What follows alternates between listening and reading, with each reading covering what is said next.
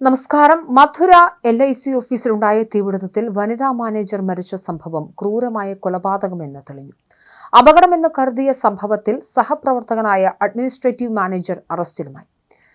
LIC ഓഫീസിലുണ്ടായ തീപിടുത്തത്തിൽ വനിതാ manager മരിച്ച സംഭവം അപകടം ആണ് എന്നായിരുന്നു പ്രാഥമിക നിഗമനം. എന്നാൽ സംഭവവുമായി ബന്ധപ്പെട്ട് അഡ്മിനിസ്ട്രേറ്റീവ് മാനേജർ D. റാമിനെ പോലീസ് അറസ്റ്റ് ചെയ്തതോടെയാണ് കുറ്റകൃത്യം പുറംലോകം അറിയുന്നത്. ഡിസംബർ 17 നടന്ന അപകടത്തിൽ മാനേജർ A. കല്യാണി നമ്പി 56 വയസ്സുകാരിയായിരുന്നു. കൊല്ലപ്പെട്ടത് ഷോർട്ട് സർക്യൂട്ട് മൂലമെന്നായിരുന്നു പ്രാഥമിക നിഗമനം. എന്നാൽ പോലീസിന്റെ വിശദമായ അന്വേഷണത്തിനൊടുവിൽ നാടകീയമായ വഴിത്തിരിവുണ്ടാവുകയായിരുന്നു. ജോലിയിലെ വീഴ്ചയുമായി ബന്ധപ്പെട്ട തർക്കമാണ് കൊലപാതകത്തിൽ കലാശിച്ചത്.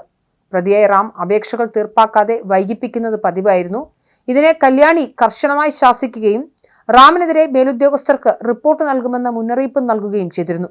ഇതേ തുടർന്ന് റാമിന് ദിവസവും കൂടുതൽ സമയം ഓഫീസിൽ ജോലി ചെയ്യേണ്ടി വന്നു. ഈ വൈരാഗ്യമാണ് കൃത്യം നടത്താൻ പ്രതിയെ പ്രേരിപ്പിച്ചത്.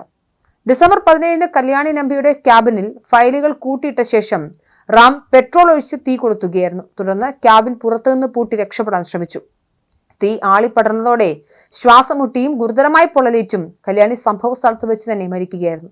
കൃത്യത്തിനിടെ റാമിനും ചെറിയ രീതിയിൽ പൊള്ളലേറ്റിരുന്നു. ആദ്യം ഷോർട്ട് സർക്യൂട്ട് എന്ന് കരുതിയ സംഭവത്തിൽ പോലീസിനെ തെറ്റിദ്ധരിപ്പിക്കാൻ റാം ഒരു കള്ളക്കഥ മെനയുകയായിരുന്നു. മുഖംമൂടി ധരിച്ച ഒരാൾ ഓഫീസിലെത്തി കല്യാണിയുടെ ആഭരണങ്ങൾ കവർന്ന ശേഷം തീ കൊളുത്തുകയായിരുന്നു എന്നാണ് റാം നൽകിയ മൊഴി. എന്നാൽ ഈ മൊഴിയിലെ വൈരുദ്ധ്യങ്ങളും ശാസ്ത്രീയ തെളിവുകളും പരിശോധിച്ചതോടെ പോലീസിന് സംശയം തോന്നി. തുടർന്ന് നടത്തിയ വിശദമായ ചോദ്യം ചെയ്യലിൽ പ്രതി കുറ്റം സമ്മതിക്കുകയായിരുന്നു. പോലീസിന്റെ തന്ത്രപരമായ ഇടപെടലിലൂടെയാണ് കുറ്റം തെളിഞ്ഞത്. ആദ്യഘട്ടത്തിൽ ഷോർട്ട് സർക്യൂട്ട് മൂലമുണ്ടായ അപകടമെന്ന് കരുതിയ സംഭവത്തിൽ പോലീസിനെ കുഴപ്പിച്ചത് പ്രതിയായ D. റാം നൽകിയ വൈരുദ്ധ്യമേറിയ മൊഴികളാണ്.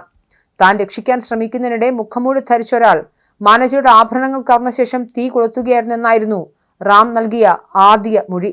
എന്നാൽ മൃതദേഹത്തിൽ ആഭരണങ്ങൾ കണ്ടെത്തിയതോടെ ഈ കള്ളക്കഥ പൊളിഞ്ഞു. കൂടാതെ ഫയലുകൾ കൂട്ടിയിട്ടിരുന്ന ക്യാബിനിൽ പെട്രോളിന്റെ സാന്നിധ്യം ഫോറൻസിക് പരിശോധനയിൽ കണ്ടെത്തിയതും ക്യാബിൻ പുറത്തുനിന്ന് പൂട്ടിയ നിലയിലായിരുന്നതും ആസൂത്രിതമായ കൊലപാതകത്തിലേക്കാണ് വിരൽ ചൂണ്ടിയത്. അന്വേഷണത്തിൽ നിർണായകമായത് ഓഫീസിലെ CCTV ദൃശ്യങ്ങളും ഡിജിറ്റൽ തെളിവുകളുമാണ്. സംഭവ സമയം പുറത്തുനിന്ന് മറ്റാരും ഓഫീസിൽ പ്രവേശിച്ചിട്ടില്ലെന്ന് ക്യാമറകളിൽ നിന്നും വ്യക്തമായി. ഇതോടെ പരിക്കേറ്റ് ആശുപത്രിയിൽ ചികിത്സയിലായിരുന്ന റാമിനെ പോലീസ് വിശദമായി ചോദ്യം ചെയ്തു. കൃത്യം നടത്തുന്നതിന് തൊട്ടുമുൻപ് ഇയാൾ പെട്രോൾ സംഘടിപ്പിച്ചതിന്റെ തെളിവുകളും ഓഫീസിലെ അസ്വാഭാവിക പെരുമാറ്റവും പുറത്തുവന്നതോടെ പ്രതിക്ക് കുറ്റം സമ്മതിക്കേണ്ടി വരികയായിരുന്നു. മാനേജറുടെ ശാസനയും ജോലിഭാരവും മൂലമുണ്ടായ പകയാണ് ഇത്രയും വലിയ ക്രൂരതയ്ക്ക് കാരണമായതെന്നും പോലീസ് കണ്ടെത്തുന്നു. നിലവിൽ കേസിലെ അന്വേഷണം അവസാന ഘട്ടത്തിലാണ്. പ്രതി D. റാമിനെ പോലീസ് അറസ്റ്റ് ചെയ്യുകയും കോടതിയിൽ ഹാജരാക്കി റിമാൻഡ് ചെയ്യുകയും ചെയ്തിട്ടുണ്ട്. കഴിഞ്ഞ ദിവസം ഓഫീസിലെത്തിച്ച് നടത്തിയ തെളിവെടുപ്പിൽ കൃത്യം നടത്തിയ രീതി പ്രതി പോലീസിന് വിവരിച്ചു നൽകിയിട്ടുണ്ട്. കൊലപാതകം നടന്ന സ്ഥലത്തു നിന്നും റാമിന്റെ പക്കൽ നിന്നും നിർണായകമായ തൊണ്ടിമുതലുകൾ പോലീസ് കണ്ടെത്തിയിട്ടുണ്ട്. സാക്ഷിമൊഴികളുടെയും ശാസ്ത്രീയ തെളിവുകളുടെയും ക്രോഡീകരണം ഇപ്പോൾ നടന്നുവരികയാണ്. കൊലപാതകം, തെളിവ് നശിപ്പിക്കൽ, വ്യാജമായ വിവരം നൽകി പോലീസിനെ തെറ്റിദ്ധരിപ്പിക്കൽ തുടങ്ങിയ ഗുരുതരമായ വകുപ്പുകൾ ചേർത്താണ് പോലീസ് കുറ്റപത്രം തയ്യാറാക്കുന്നത്.